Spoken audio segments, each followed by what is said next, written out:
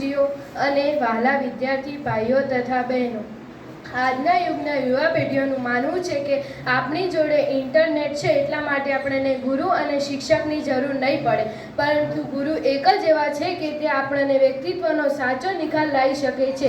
એટલા માટે આપણને ગુરુને આદર કરવું જોઈએ. ગુરુ પૂર્ણિમા અષાઢ સુદ પૂનમના દિવસે મનાવવામાં આવે છે. જે મહેનત અને તકદીરથી નથી મળતું તે ગુરુ કૃપાથી મળી રહે છે. જે સમયથી પહેલાં અને ભાગ્યથી વધારે આપવાની ક્ષમતા ગુરુ ધરાવે છે. કોલસાની ખીણોમાંથી હીરો શોધનાર તો બહુ છે, પરંતુ કોલસાને હીરો બનાવનાર એક ગુરુ જ છે. ગુરુ એક સ્થિર સડક જેવા છે.